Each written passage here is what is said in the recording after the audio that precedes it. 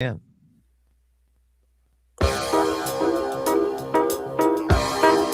On a bit of a Steely Dan kick right now. I don't know why. Good afternoon, good evening, and good night, everybody. It's the Fakeologist Show. It's Sunday, March the 15th, 2026. And it's episode FAK. I see I didn't put that in right. Where is that? It's the Sunday show where we talk with the prophet of fiction, Peter from Mexico, former Canadian. Peter, how are you doing tonight? Good. I still have my citizenship, by the way, but yeah, formerly, really, I am kind of former now. Oh, your Canadian citizenship? Yeah, I still have that. There's no point in giving it up, is there? Not really, although, well, yeah. No, I'm not going to make an effort to give it up, as long as they don't bother me. Well, unlike America, they don't care if you're out of the country, and you don't. If you don't live here, you don't have to file taxes, from what I understand. Yeah, but if you're an American, God forbid, you do. Right. Well, that didn't even bother me much when I wasn't paying taxes in Canada, so. Okay, that's good. So just letters. Oh, you got some letters? Yeah, but I'm illiterate, so what was the point? All right, this is FAK1233. I just have to adjust the title. Obviously, I blew it away here. Oh, here it is right here. So this is FAK1233. We've done many shows. This is our end of our 14th year doing shows. Right. Which is a lot. Pretty proud of the output the volume. I'm not sure the quality's there. But we're here. We're doing a show, and hopefully everyone will enjoy it. And I'm using a new microphone, so if you like it or don't like it, put it in the chat. I'll see if I can make adjustments. Someone's crying Drake. What's Drake? He's an artiste. Oh, because we're talking about Canada. He's triggered with the word Drake, who's a Canadian, allegedly. I see how that works. Okay, I'll turn off Donald Fagan here. And tonight's topic, Land, Vietnam, Orphans, and the Beatles. By the way, thanks for everyone who's joining in. Today's Oscars night, and my family's streaming the Oscars. They found a quote-unquote pirate website to stream the Oscars. Wow, that's devotion. Yeah. It's really bad. I've watched a bit of it. It's not good. I don't know. I'm not really into the culture of the day. I don't know. What about you? Absolutely not. No, I hardly listen to music. Hardly listen to. Oh, you're totally out of it? Hardly watch movies. Drake Shelton, I'm still lost. But anyway. Oh, Drake Shelton. Drake Shelton is the what do you call it? The Southern Israelite. We had him on Wednesday. It was pretty good. Okay. I don't know if you heard the show. I missed that one. Recently, I listened to a bit of 2019 with Lynn Ertel, and she sounded different. She sounded better, frankly. Not so. She calmed down a bit? Yeah, but that's 6 years ago. I hope she's not on the wrong path. Wait, you listened to a show from 2019 with Lynn Ertel? Yeah, or your first show maybe with her. She was introducing herself. Oh, wow. Oh, yeah. I've known her for a long time as a guest caller on other shows. Okay. Wow, you're really going back in the archives. How do you access that for those that don't know how to do that? I didn't. I used YouTube to see where she was in the past. And that show was there. Okay, interesting. So Yeah, she was on sometimes YouTube. Whose channel? Mine? Did I even bother to check? I'm asking too many questions. Yeah. Zero Fatigue Humble Ice says, good microphone. Thank you. I love good microphones. I hear a little bit of I hear a little it sounds a little different to me. There's something about I don't have a pop filter on it, but it does have a big felt filter on it, but I notice uh, there's a little bit of air noise when I say the word F or P. So there's a little popping, but not much. Not sure. I can still put the filter back on it. What do you think, Peter? Does it bothersome? No, I think it's good as it is. Yeah. Thank Oh, you, Idolen Idoleniac 9000. all right. So you have some fans. I have a couple fans. Let me just see if the FAKO-Tube is streaming right now. Oh, hold on a sec. Let me turn it off. Mute site. Okay. I have to actually open up the stream for a sec just so I can open up the chat, which is an annoying feature. Okay. I know you could hear that, right? Hear what? Oh, 'cause you didn't hear me feeding back on the FAKO-Tube site? No. Now, if anyone has any trouble with FAKO-Tube, let me know because I pay a lot of money for it, and it does annoy me if I'm not getting good service. So if it's not working for you, if you can't stream a video, let me know and I'll try and fix it. As you know, I've been trying to move the site, so I've been spending a lot of time doing that and not doing my research. So forgive me if I'm not keeping up too well.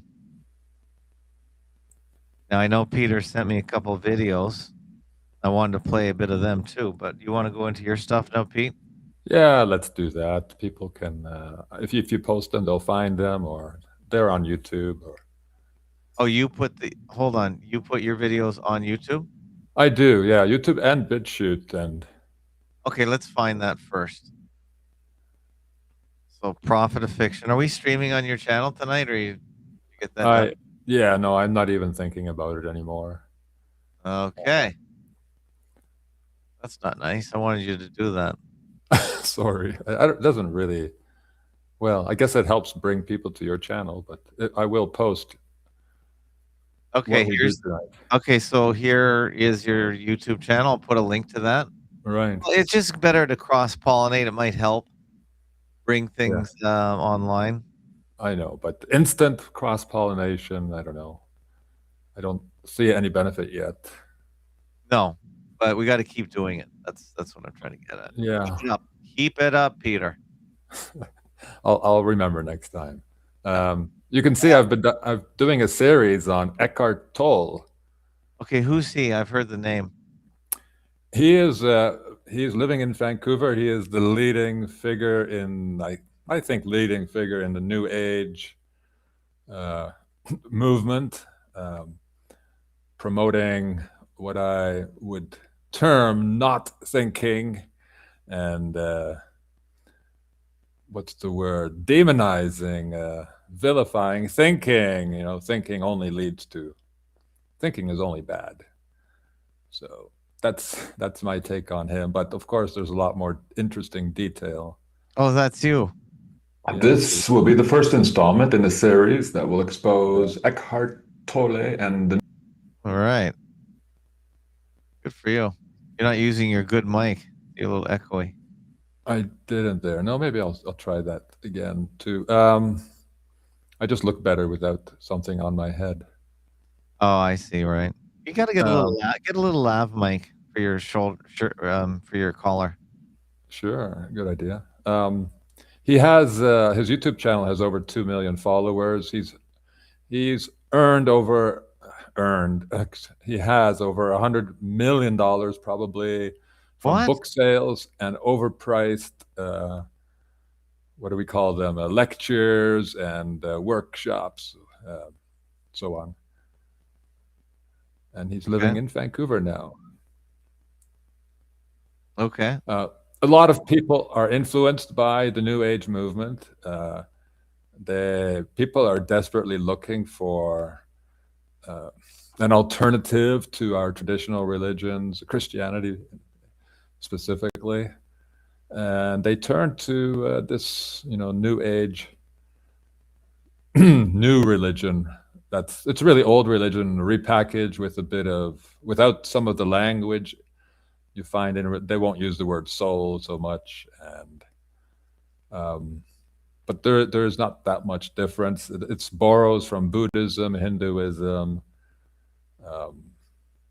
It borrows from German phenomenology, 20th century philosophy, a bit, no, not really existentialism, but the languages he does borrow. I'm sure he studied German and French philosophy, and he's adopted some of their words. So he sounds different from some other more overtly Buddhist, Hindu, New Age gurus. But yeah, he's a big name in the field. And did he get promoted I have by a personal somebody? problem with him because yes, clearly it's the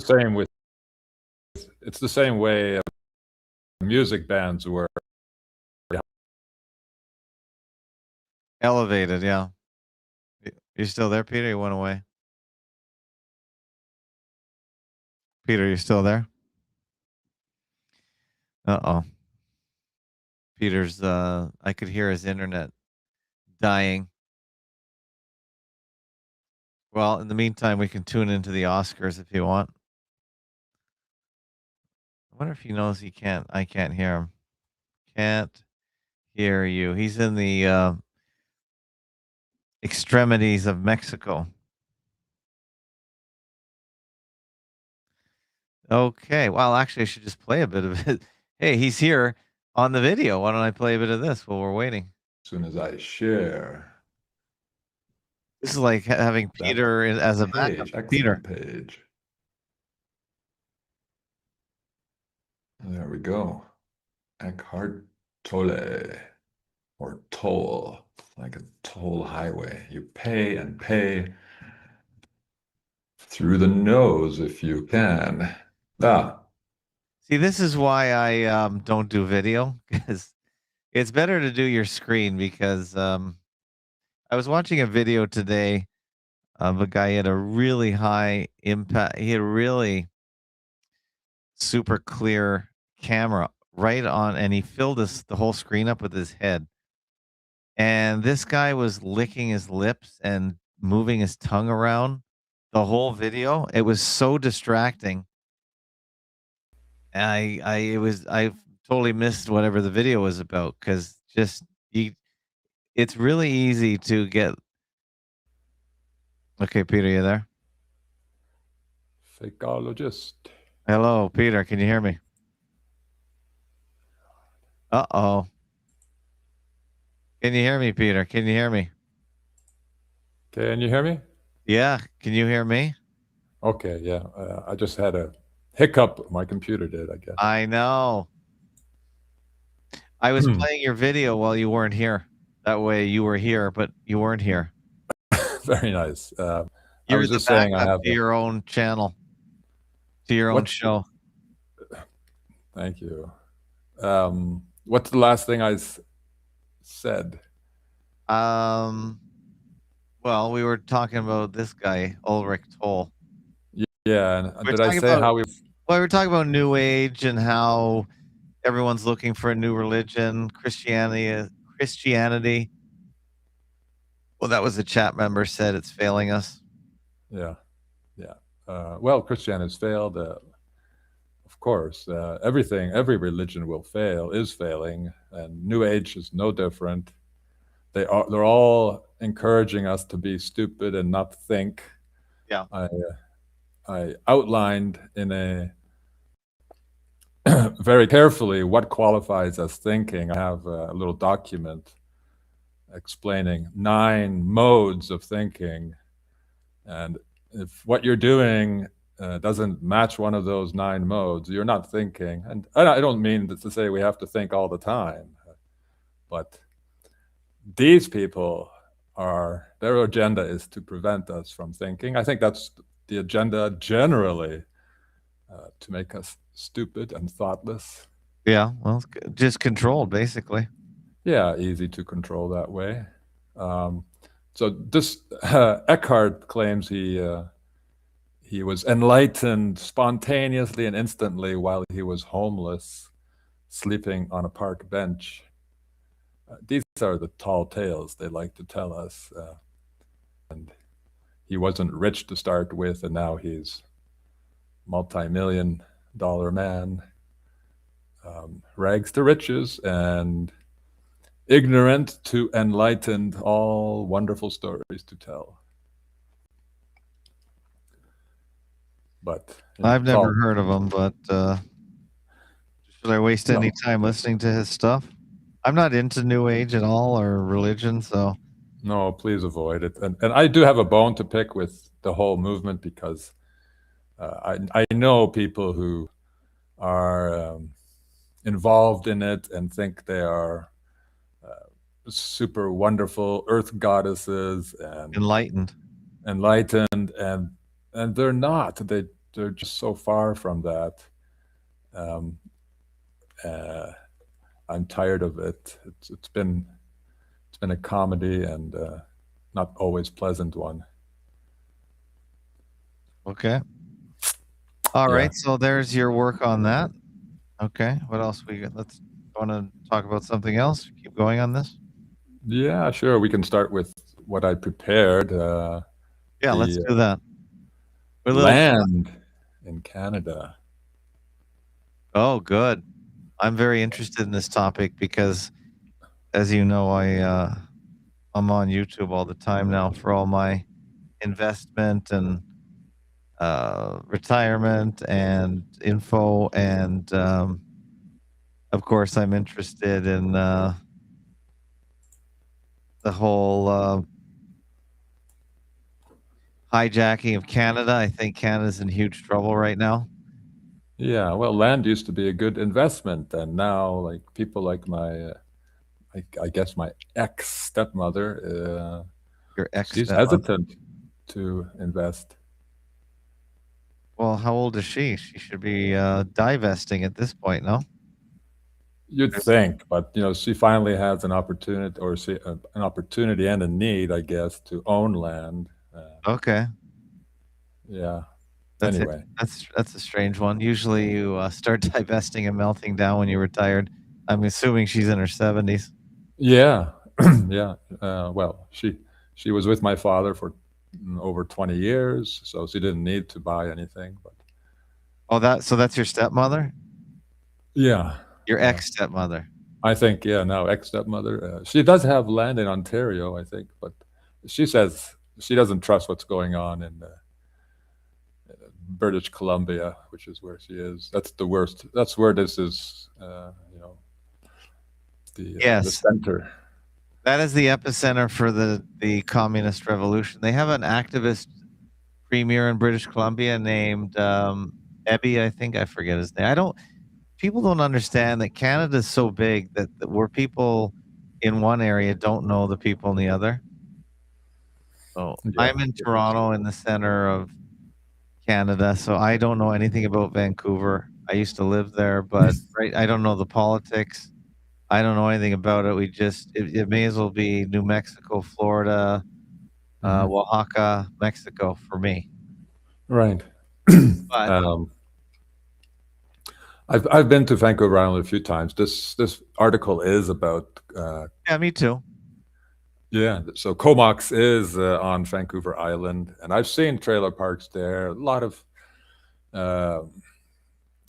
economically challenged people retire there. They don't need so much heating, and they can just live in a trailer park during their retirement. So, this is some of the aftermath of the new legislation granting First Nations people the right to, I don't know what to call it, but the right to land. No, what's happening is there's something called UNDRIP, Yeah, of course. and that's the United Nations designated rights of indigenous people. Yeah, I know. Now, this video here is very good that I'm showing on my screen right now. Let me just show you really quickly. Sure. I'm researching the exact same topic. It's quite the coincidence. We don't talk really during off the show, so it's coincidental that I'm looking into the same topic. And this guy here is an Aboriginal lawyer expert that lives in Vancouver or somewhere around there. And the guy on the left, he's a lawyer and represents the Indians. Okay, I've got another good man to listen to who represents us.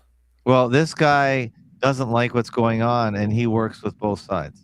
Okay. And he doesn't necessarily know or talk about the conspiratorial side like I like to talk about, but he doesn't like what's happening to Canada because he just thinks we're run by a bunch of idiots. But I think they're really smart idiots in the sense that they know what the plan is, but you can't tell the whole plan just from the first part of it, which is what's happening right now. Mm-hmm. So I'll put this in the show notes as well, but you can carry on if you want because it has maybe you got the same guy. Who do you got on there? Can you see my screen? Yeah. Yeah, this is a professor from Queens on the right. Yeah. Okay. And he understands very well what's happening. He made clear too, though, that private property doesn't really exist in Canada. The crown can always confiscate your land. What's the right word? Expropriate. Expropriate. They call that eminent domain in the United States too. Right. Yeah. He says that always existed. So yes, yeah.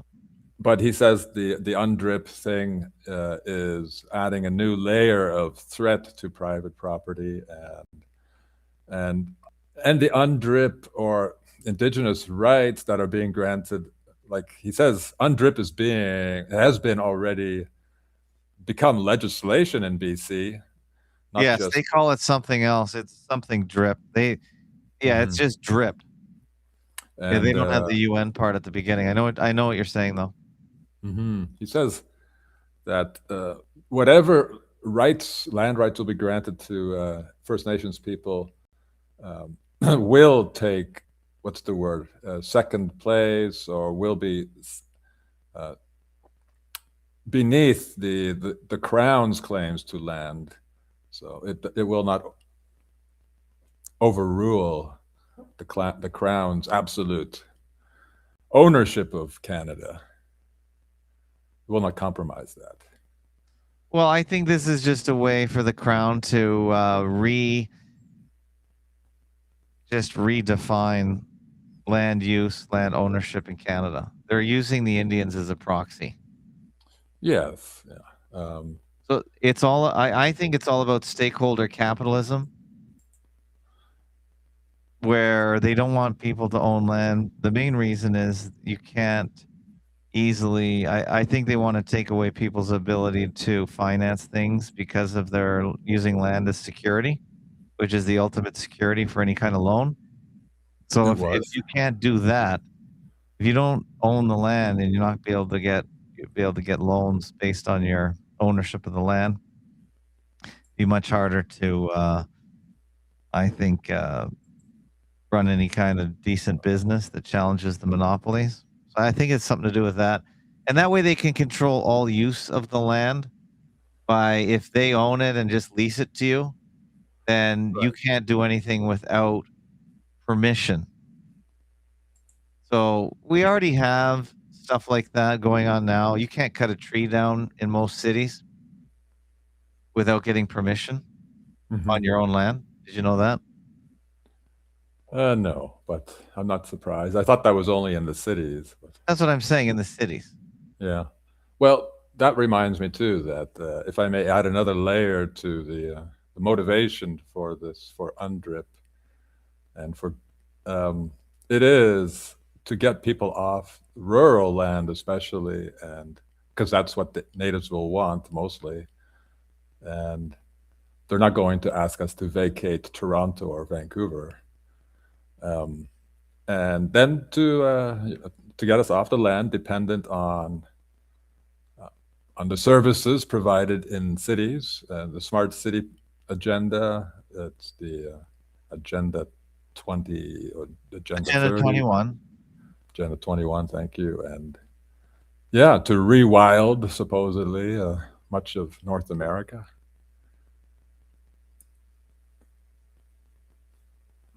Yeah, okay. Well, I think it's a bigger plan than that. It's just to redefine how resources are used and meted out, and to centralize it and digitize it. Yeah, absolutely. That's going to be part of it.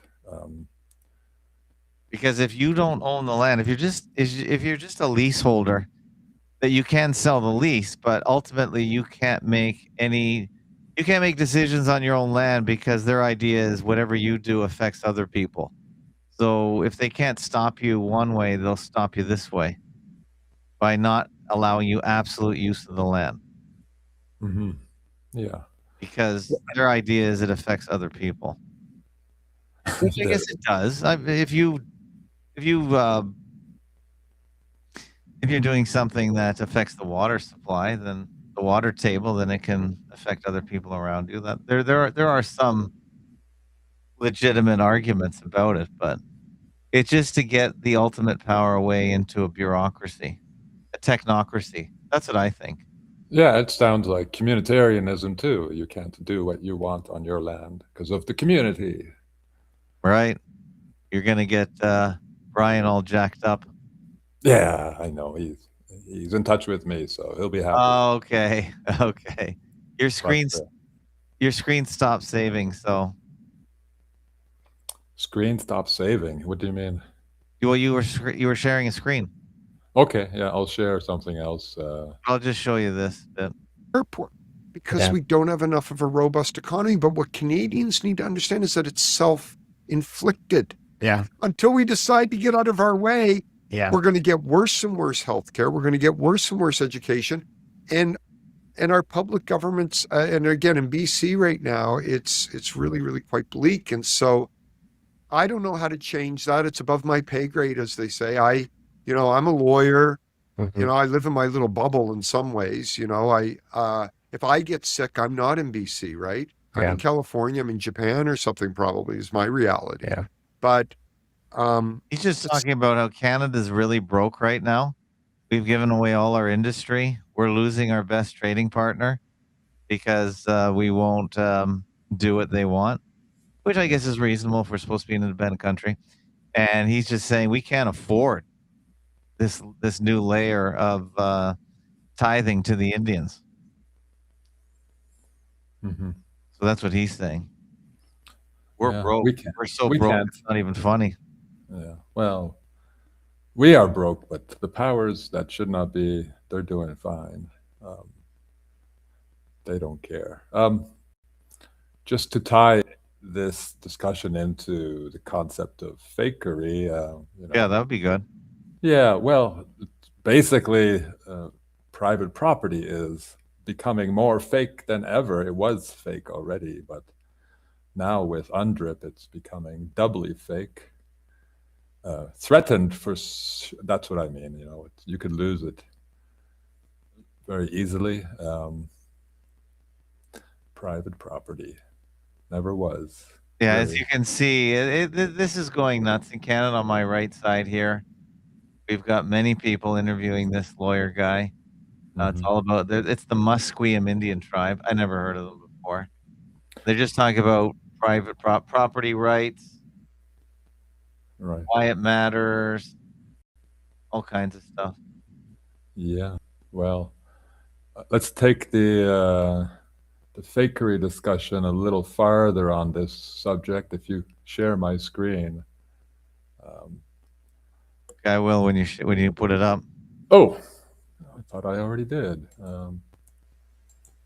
That Wikipedia page. What happened? I did, but it's gone again.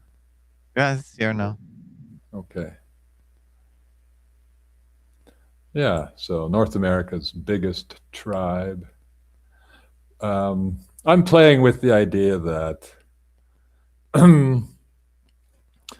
these tribes really didn't exist 200 more than 200 years ago. They're They're, recent inventions. yeah, and all their history is also fake, as Oh, I've I like that. yeah, as I've argued for the Roman Empire and all the other empires. Um, I suspect the same is true of indigenous tribes. Of course, they're real, they're among us, but I don't think they date more than 200 years in the past. And all their languages may have been invented and by the same people in control right now. And their names might be encrypted with the same jokes that I find everywhere else. Well, have you heard of the new language? So they say there is a native language, and another person that is worth following is a woman named Frances Huddleston, Uh-huh. and she did a whole piece on that point about the language being fake. Oh, interesting. I Yeah, got they just invented it for the purposes, and they're renaming streets. There's a street in Vancouver they renamed with the so-called new old Indian language. Now, the problem is no one can pronounce it, no one can spell it. yeah, There's no evidence that it was ever a language. In other words, it seems like they just made it up. yeah. Let me just see if I can find that while you're talking. Yeah, so the leading or the largest tribe is the Navajo, otherwise known as the Diné, I believe it's pronounced. Diné. But that sounds a little close to dinner. So I am looking for cannibal jokes in these people's names. I recently put together a little chapter showing how indigenous peoples around the world have this habit of wearing feathers, furs, and such. Even the French king was, or the prince of the French king was once known as the Dauphin, which meant dolphin. There's this dehumanizing, animalizing trend that I see, which I don't think is coincidental all across the world. That's not the universal unconscious expressing itself because humans just want to dress up like animals. Or no, I think that's been manufactured by the world cannibal cult as their private little joke. You get the unwitting, trusting masses, the native peoples, to dress like animals you can hunt, to dehumanize themselves. So that's my take on. Well, that's some of my reasons for suspicion that native cultures are not even original, and native peoples weren't around in many places. I don't doubt they were in the tropics, but here in the temperate world, I suspect they were planted. Okay. You're still there, right? Yeah, I'm still listening. I'm trying to find that video at the same time, but yeah, I'm still listening. Yep. Yeah, so it's pretty far out there, but so is most of my work. Yeah. And it is strange. You look at all the pictures, natives from Africa, Asia, around the world, dressing in feathers and furs, even calling themselves animal names. Like, I don't know if that's really a sign of intelligence. I am sitting bull. Right. I am leaping elk. It just seems like a cannibal's joke. Now, where did I want to go with this?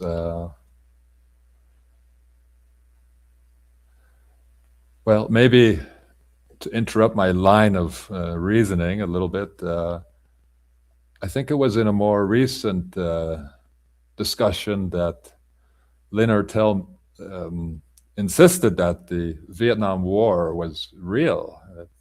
Millions died, and it was bombed to hell. Yes, perhaps it was.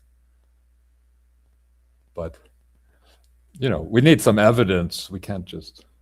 she likes to say many things, so there's no time to prove everything. So, but I like to look for some evidence, and I just can't find more evidence of this claim than of others. I do hesitate to say that American veterans don't exist, are just faking it. I mean, all the wounded and amputated. But yeah, was that really because of war, or as the facts state, almost everyone wounded in war is wounded because of landmines? So that's not bombing the shit out of a place. That's just harming people walking on the ground one at a time. Can I play a piece here? Yeah.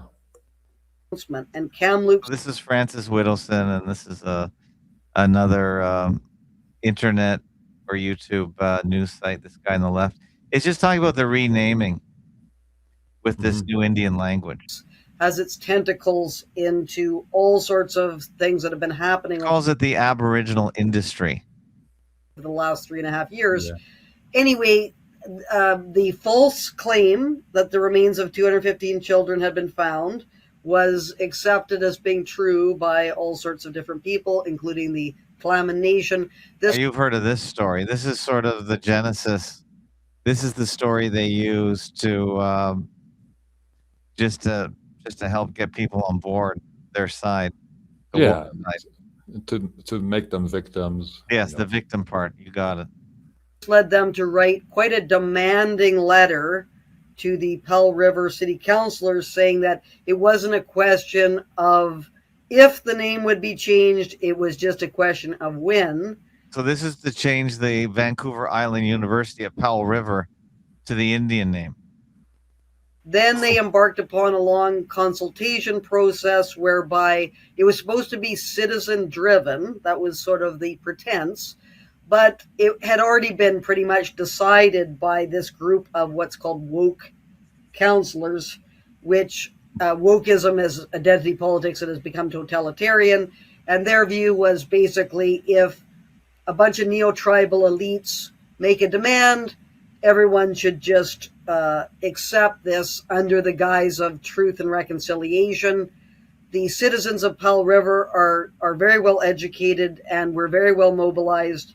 So they did a whole bunch of research and found out that a great deal of misinformation and perhaps disinformation was being spread about this. Pushed back, made all sorts of presentations to this working group, and it didn't matter because although the citizens wanted a referendum to decide the question, the city councilors didn't want that to happen. And so they were basically just intent on pushing this through. Taken place, starting with the Kamloops, the false Kamloops announcement, but all sorts of other things that have happened. Then you will be seeing Indigenous Relations Minister, the newest Crown Indigenous Relations Minister, said, I believe, on CBC. They want to criminalize that is made whereby people recognize the extent to which the Canadian public was misled, and $330 million was extracted on this basis. This is just an absolute outrage. And the Kamloops band, Tanya Talaga, who's a Globe and Mail columnist, Sean reminds me of the renaming of Sir John A. Macdonald Boulevard in Ottawa in the National Capital Region. I'm not even going to bother trying to pronounce the new name, but like you say, Canadians can't even pronounce these. It's absurd, really. It really is.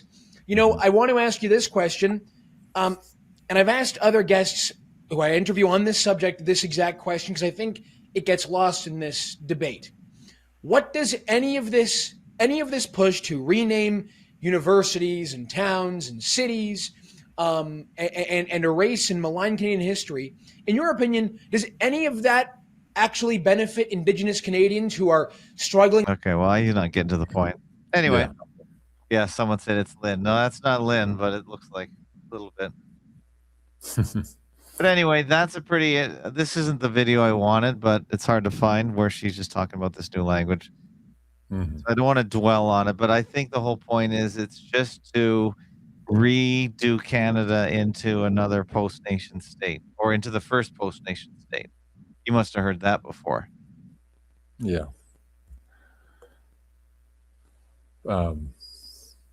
Anyway, we're still on my first topic.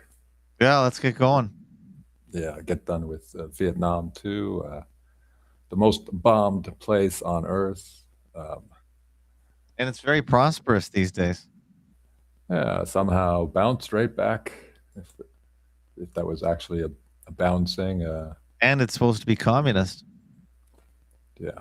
I did share a little photo here of, there's precious little photographic evidence of a genocide, if it, anything over 1 million, or anything over. You're talking about in Vietnam. Yes, I am. Yeah. So precious little photographic evidence, but I was curious to see this one. More evidence that large cathedrals were built all over the world. And as I like to say, that you can't build these with a bunch of monks and evangelists. They don't have the skills to build this. Nowadays, they build little wooden structures to pray in. Who built this all over the world? Right? This is the secret history this is part of the secret history. This is the WWC building their, well, I don't call them churches, I call them kitchens, as you know, and slaughterhouses.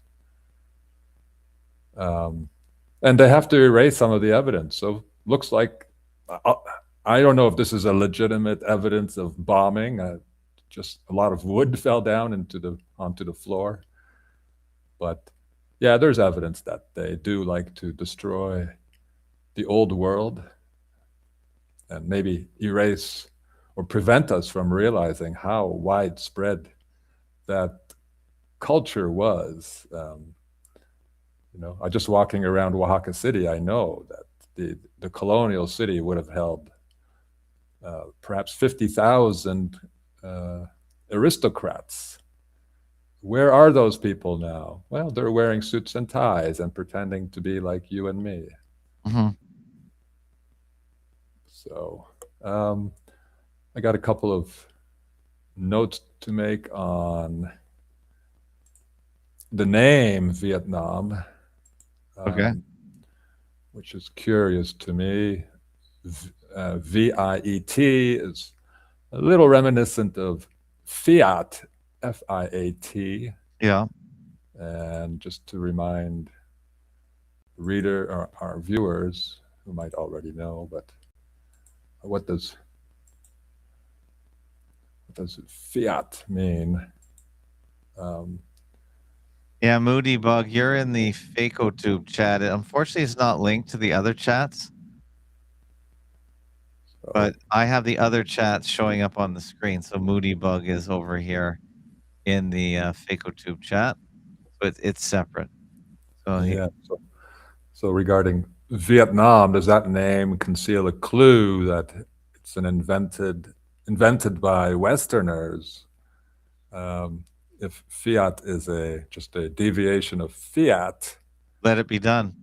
Let it be done. And it turns out that the Nam is itself a name for the country. It's a short form for the entire country. So Vietnam really could mean let the country be. Do you have the official? Yeah, I did. I'll share that. Come on. What's the official reason why it's called Vietnam? Oh, I'm sure there's other reasons, but this is fakery show, so I'm ignoring. Oh, I know. I just like to compare and contrast. It says here Viet originally referred to the various Bacht Viet, 100 Viet peoples living in what is now southern China and northern Vietnam in ancient times. Nam means south in Vietnamese and Sino Vietnamese, indicating the southern location of the Viet people relative to China. Right. Yeah. So yeah, the Nam means the south. So it's the name for the entire country, short form. Anyone who's not a Chinese person is a Viet, Okay.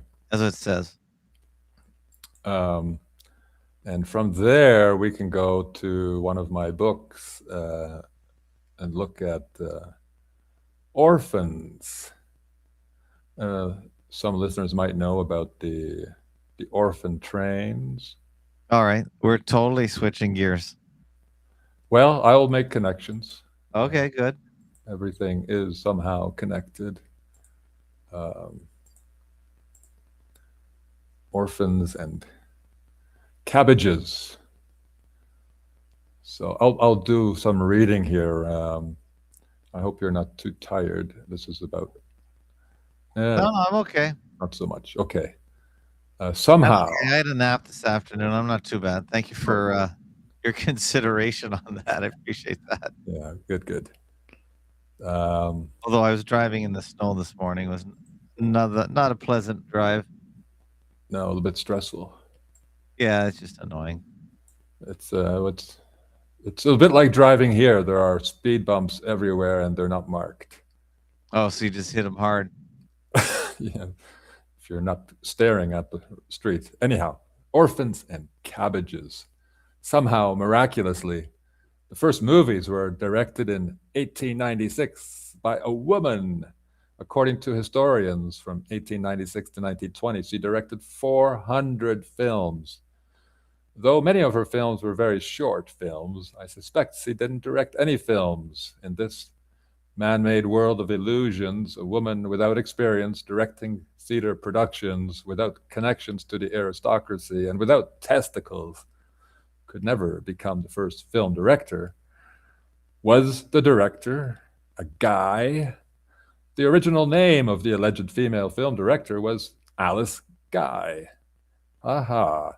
She was later renamed Alice Blanchett. Why Blanchett is a name used by aristocratic Western European families, and it means white, for it is related to blanc, bleach, to blanch, meaning to make white, which seems more than coincidental, for Alice's movies whitewash the truth. That's a little joke. The name Alice confirms my interpretation. It is a British name derived via Old French from the Germanic name Adelheidis, which means nobleness and nobility. It was given to the fake 10th century woman, Saint Adelaide, the wife of the German Holy Roman Emperor Otto the Great. What did our white noblemen direct? The first films included a dark and disturbing one about a decapitated calf's head, and one about infants born and raised without homes and parents in cabbage patches. What do these morbid and dehumanizing ideas mean? What was Alice's inspiration and motivation? Should we dismiss as coincidence the fact that her Cabbage Patch movie coincided with the production of hundreds of postcards, none photographic, depicting more Cabbage Patch kids, aka orphans? There are some videos online about people who actually have these postcards and sharing. There are hundreds of them. Children just on cabbage stems, actually, so they are cabbages with a few leaves around them, being grown in a garden. How dehumanizing. It's human farming, another one of my topics. The absence of photographic evidence of cabbage orphans might be due to an agenda to not expose the identities of real orphans. More disturbingly, the Cabbage Patch theme suggests that the WC was farming humans. The The authors chose to call their human livestock cabbage patch children because large cabbages weigh nearly the same as newborn infants, and because the word cabbage sounds like garbage or cab bags.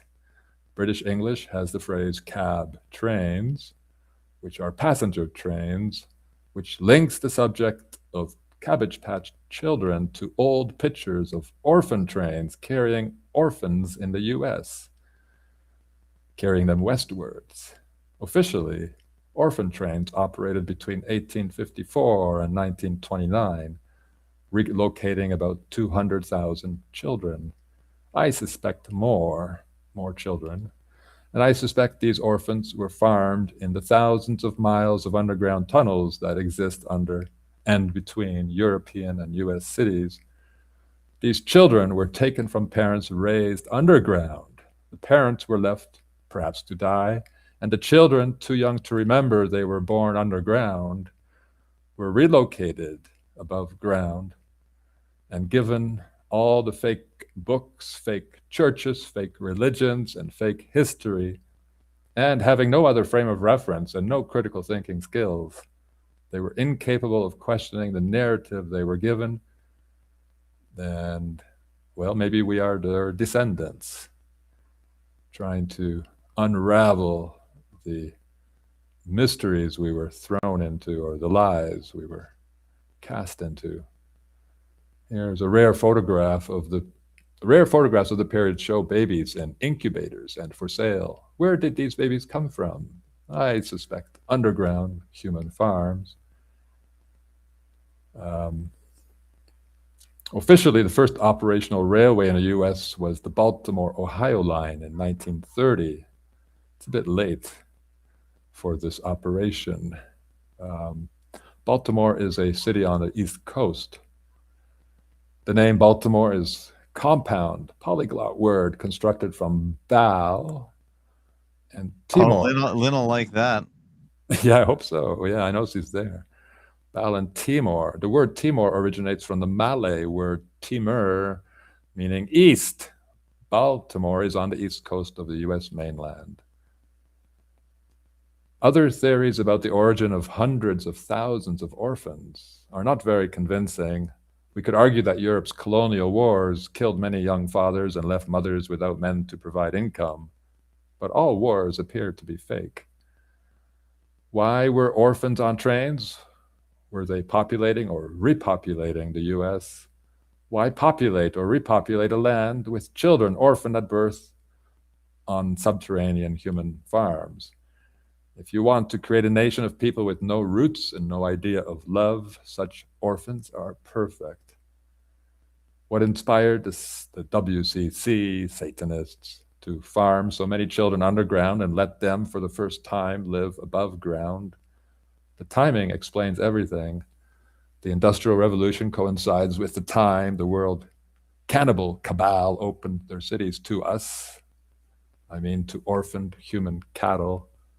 Presently, well, this is something I might delete about missing children every year, and I suspect it's a ruse, it's fake, because as I said once before, why would they, what's the word, abduct children? It's too much like hunting, and farming is easier and safer than hunting. I also suspect that this reset that happened 100, 200 years ago, not just in 1 year, coincided with a time when the aristocracy just ran out of their, or depleted their favorite food source, large mammals, large fish, birds that fly in flocks and are easy to catch in large numbers if you got the right tech. And so the fall of the bison population probably coincides with the reset, the depletion of that population. And so many animals went extinct or near extinct during the 1800s. And now we're finally, repopulating or growing their populations,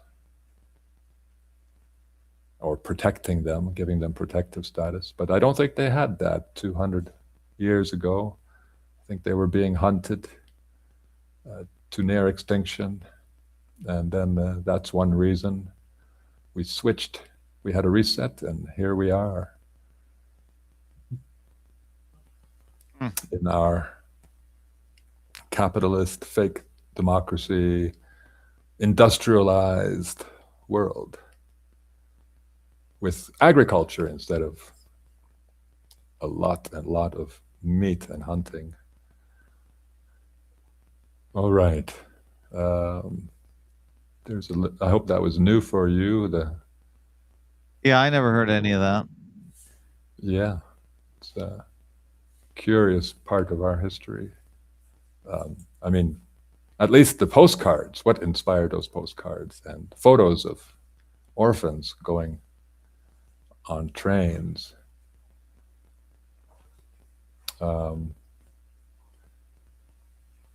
Yeah, so to tie everything together, is that also how native tribes suddenly appeared on the North American continent, at least? Mm-hmm.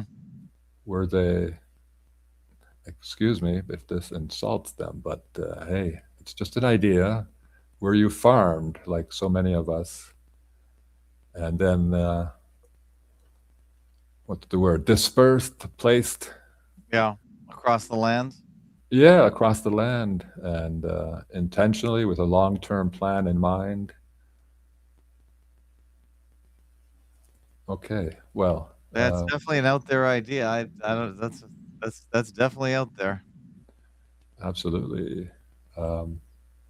Well, it's one reason, I suppose. I titled this book Encyclopedia Comedia. It's not sure if we can take everything I suspect seriously. It's comedy, as you would say. If it's true, it's comedy, and if it's not, yeah, it might still be comedy. Might be funnier if it's not true. Let's look at a bit of Beatles lyrics. Okay, let's do the Beatles. Yeah, many people do their album covers and their history. Not many people just do lyrics. Well, language and words is my thing, I guess. So, and it will, of course, touch on the Vietnam War to keep a little connection going. I am amused by their name, Beatles, misspelled. So we get beaten by them. How do we get beaten? Well, let me plunge into this a little bit. I'm going to skip the beginning of this little chapter and just go for the lyrics. Beatles fans get warm vibrations from their beatings, but they sometimes wonder what Beatles lyrics mean, what deep insights or wisdom they conceal. They take offense when I tell them Beatles lyrics mock them and deliberately fill their heads with incoherence. Consider the lyrics in I Am the Walrus. The silly word walrus is occult code for walrus, war, US war maybe. Just as Wall Street is code for War Street. Coincidentally, the song is about war. Here, I read part of the lyrics. I am he, as you are me, and we are all together. Yeah. But not really. See how they run like pigs from a gun. See how they fly. I'm crying. Oh, the first verse invokes the Beatles' bread and butter, which is the idea that love and empathy will make humanity one big happy family. But the second line is anti-love. It calls victims of gunfire and war pigs. Pigs is a term of abuse used by supremacists and Jews, maybe. The last line is disingenuous. The tone of the song does not suggest any crying happened, and nothing in the song even suggests the Beatles sympathized with victims of war and other forms of gun violence, which is ironic, I guess, if Johnny was shot dead. If in another verse of the same song, Lennon mentions Lucy, a diminutive for Lucifer, god of the Illuminati, and sings, "I am the Eggman." This is nonsense. Or Eggman is a corruption of Milkman, you know, the one who breaks marriages and families. Or maybe he meant Bagman. Lennon was the Bagman. He worked for criminals who hid far behind him. The second last verse of I Am the Walrus reads as follows. Expert, texpert, choking smokers, don't you think the Joker laughs at you? See how they smile like pigs in a sty. See how they snide. I'm crying. Who is the Joker? Who is the walrus? Maybe the Joker laughing at us is... And snide is not an English word. Well, you must be a scholarly texpert to find sense in this nonsense. The lyrics of Yellow Submarine are pre-infantile, even if the color yellow has some special occult meaning. It cannot salvage the song because occult meanings generally communicate anti-life and immoral messages, and because the lyrics trivialize the dangerous, supposedly military purpose of most submarines. Thus, the refrain, "We all live in a yellow submarine," might be interpreted to mean that people, Americans especially, are stupid because they live in a militarized world disguised with a thin veneer of cheery yellow paint. Strawberry Fields continues to mock people for not realizing that they live in an unreal or fake world. Let me take you down, 'cause I'm going to Strawberry Fields. Nothing is real and nothing to get hung about. Strawberry Fields forever. Yes, we live in a world permeated with fakery, but the suffering it generates is very real, and the Beatles did nothing to expose the fakery. On the contrary, by supporting anti-war, anti-Vietnam War rallies, they reinforced the public's belief in the war. Does their music alleviate people's worries? The image of Strawberry Fields conveys the feeling of a safe world, free of worries.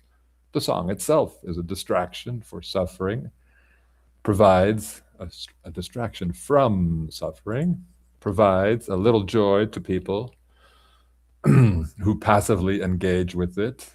I mean, who passively listen or actively sing and dance along.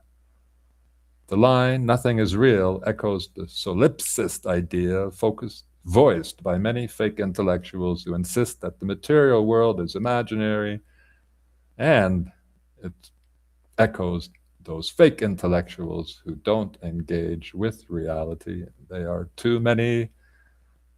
Eckhart Tolle is one good example. And most of Western philosophy can go into the same bin. In American slang, to be hung up about something means to be worried, but the Beatles lyricist neglected the up. So now the verse seems to speak about being hung, meaning executed. Nothing to be hung about. Nothing to get hung about. Oops, no up. The next Yellow Submarine verse reads as follows. Living is easy with eyes closed, misunderstanding all you see. It's getting hard to be someone, but it all works out. It doesn't matter much to me. Positive thinking. This celebration of idiocy encourages us to live without thinking and caring. Ignoring reality or living with eyes closed is easy, and it all works out, especially if being apathetic. Reality doesn't matter much to me. Of course, everyone knows Johnny led protests against the Vietnam War, but that was stupid because the protest should consist of more than words. It should involve not paying taxes, and it should involve deserting the military, two things he did not recommend. So yeah, don't think, close your eyes. Yeah, Eckhart Tolle. That's his religion. Yeah. And we can pause there. Okay, that's good. Well, it was Yeah. a different show today, a little more variety. Absolutely. Thank you. I should remember to share my contact and book list. Yeah. Well, I'm going to put it in the show notes for you. Okay. Wait, That's I've given you a forwarding email service. True enough. Peter@fakeologist.com. Peter@fakeologist.com. That should work. If you want to email Peter, just that's much easier to remember than his Gmail. I got a address. new email too. Okay, give it out. Yeah, I'm sharing a screen or trying to. Okay, what do we got here? Prophet of Fiction at proton.me. I recommend Proton Mail. That's a good one. Oh, good. Yeah. So it's easy to remember.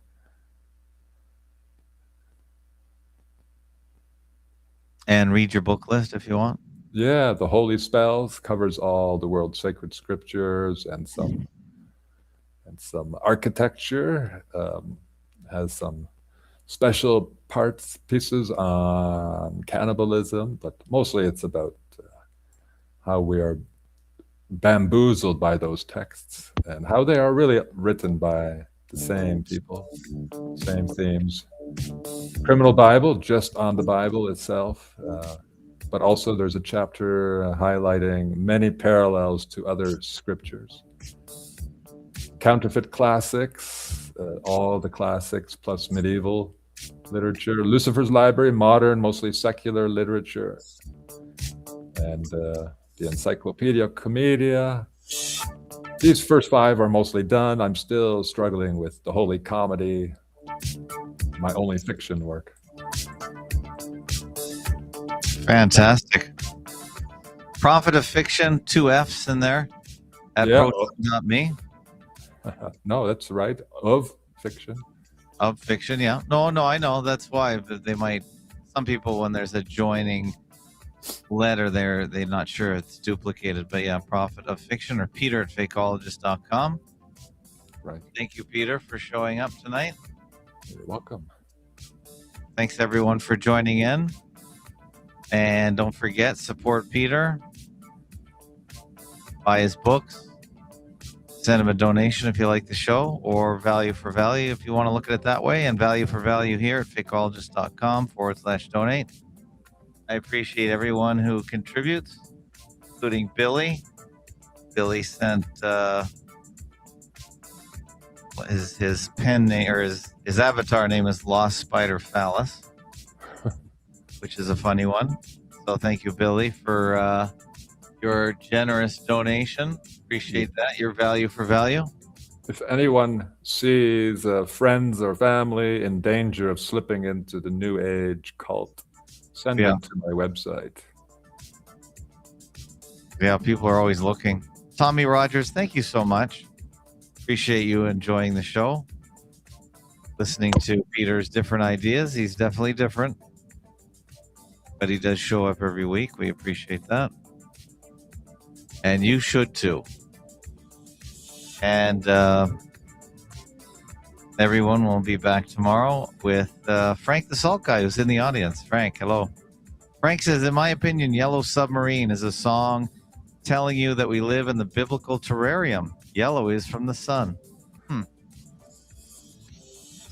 Well, some people have not listened to my show or have listened to my shows on the Bible and rejected them without giving me good reasons for that. Well, give Peter a good reason. Let's go. Yeah, Bible is satanic. Please avoid it. All right. I think Frank will disagree with that. He loves Of course. No doubt. Anyway. All right. Yep. Yeah. All right, Peter, have a good one, and keep your research on what's happening in British Columbia. Yeah, I'll get updates from my ex-stepmother. And she's over on the island right now. She is, as is my father, but he's really mostly tuned out. Okay. Might be a good thing. Yeah. All right. We'll talk to you guys later tomorrow. All the best. Take care and good night. Good night.